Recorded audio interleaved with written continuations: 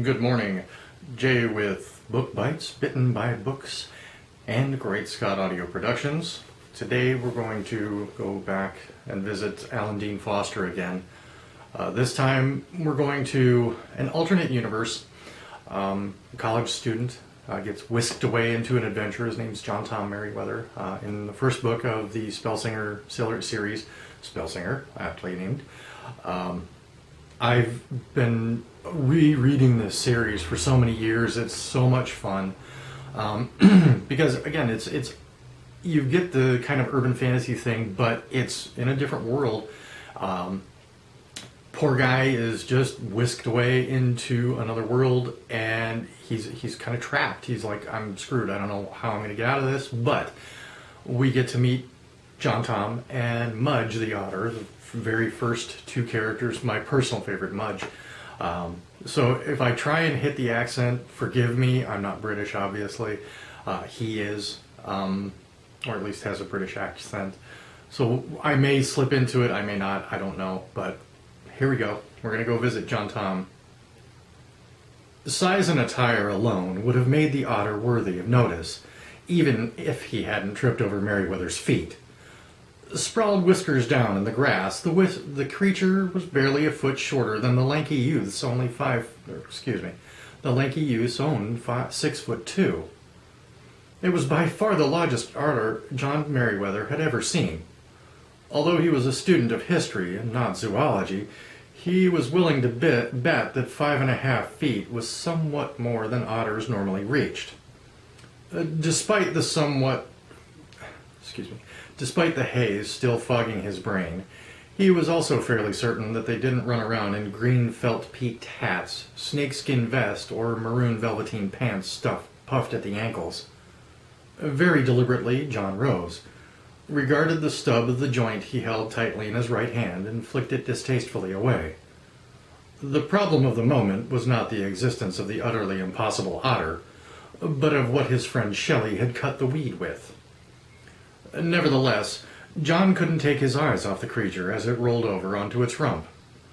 The velveteen pantaloons impressed on him a fact he'd never had much reason to consider before.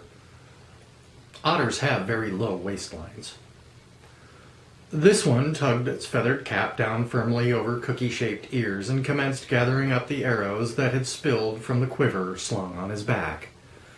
The task was complicated by the short sword and scabbard strapped across his chest, which kept getting in the way whenever he bent over. An occasional murderous stare directed toward John gave him the feeling that the animal would enjoy putting one of those 2-foot-long shafts into him. That was no reason for concern. He swayed and relished the hallucination. Cannabis had never generated hallucinations in him before, but there was always a first time. What had Shelley been cutting their stash with?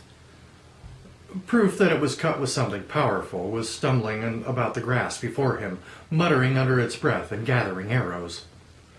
Doubtless his overtaxed brain was suffering from the long hours of study he'd been putting in lately, coupled with his working from 9 at night until 3 in the morning. The work was necessary. Finals were due in 7 weeks, and the presentation of his master's thesis. Finals were due in 7 weeks, and then the presentation of his master's thesis. He savored the title once more. Manifestations and Prefiguring of Democratic Government in the Americas, as exemplified by the noble son-king relationships of the Inca, 1248 to 1350. It was a great title, he felt, and presenting a thesis a good title was half the fight. No matter how brilliant the research or the writing, you were doomed without a title. Having placed the last arrow in its quiver, the otter was carefully sliding it around to his back. This done, he gazed across the meadow. His sharp black eyes took in every tree and bush. Eventually, the alert gaze came around to rest on the dreamy figure of John Merriweather. Since the vision appeared to be waiting for some sort of comment, the good-natured graduate student said, "What can I do for you, offspring of my nighttime daydreaming?"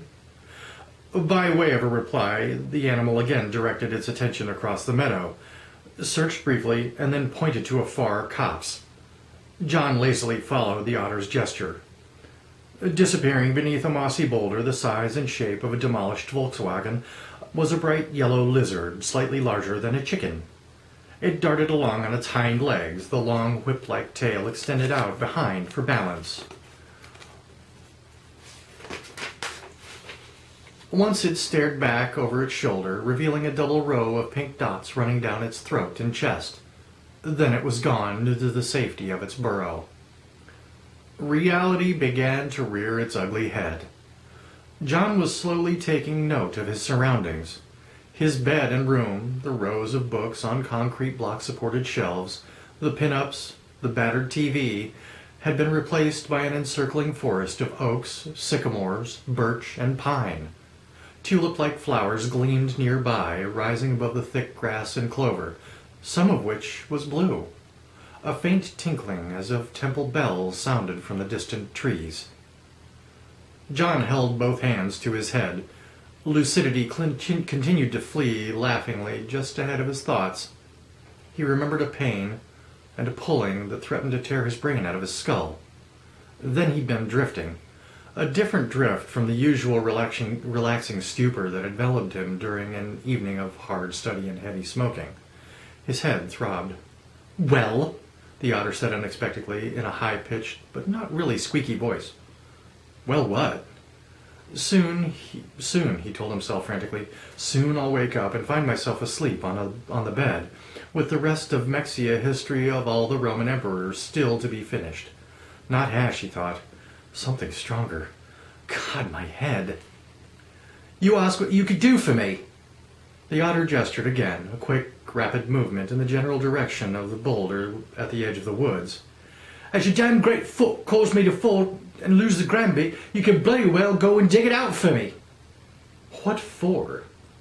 "Were you going to eat it?" "Nay," the otter's voice was bitterly sarcastic. "I were going to tie its bloody two legs round me neck and wear it as bloody pendant, I was." His whiskers quivered with his rage. "Try to play the smarty ass with me, will you?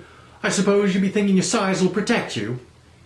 Casually adjusting his bow across his back and chest, the animal drew his short sword and approached John, who did not back away. How could he, being deep asleep? I know what happens now." He shifted his feet. Almost fell. "You'll kill me, and I'll wake up. It's about time. I've got a whole damn book to finish." "Be you daft?"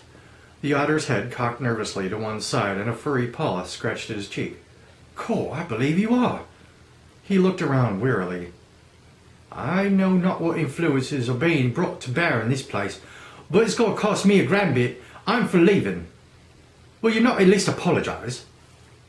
"What, you mean for tripping you?" John considered. "I didn't do a damn thing. I'm asleep, remember?" "You're a damn sight worse than asleep, man. The grand bit choke you and make you throw up your bowels if you'd be lucky enough to catch it. I'm finished with it, if it means encountering the likes of you. And if you keep following me, I'll slip you from nose to arse and between in the process." "Keep your damned apology, then, and take this as a parting gift in return." So saying, he jabbed the dream sword at John. It sliced his shirt and nicked his left side just above the belt holding up his jeans. A blinding pain exploded in his side, dampened only slightly by the lingering effects of the evening's smoking. His mouth opened up to form a small O of surprise. Both his hands went to his ribs. The otter withdrew the sword, tip now stained red, and slipped it back into the scabbard after cleansing it with the tall grass. He turned and started away, muttering obscenities. John watched it waddle off into the grass, across the grass, heading toward the trees. The pain in his side intensified. Red stained his blue t-shirt. A warm wetness trickled cloyingly inside of his underwear and started down the left leg of his jeans. Superficial wounds bleed way out of proportion to their seriousness, he told himself. But it hurts, he thought despairingly. Well, we're going to stop there after the first and most clandestine meeting between Mudge and John Tom before they begin their adventures. Excuse me, once again, these books are so much fun. It's the you've got snarky British humor, you've got a wise-ass grad student, and the most powerful being in the world is a turtle, of all things. So grab these books. I know that they're on your ebook worlds as well as they're still in print. Different covers. This is the original cover from way back when. Thanks again for watching. Next time, I think we're going to go ahead and visit Richelle Mead and go to the Vampire Academy, since we're kind of going to go in this young adult thing. So we'll go visit Richelle next time and see how we do with that. Thanks again. Have a good week.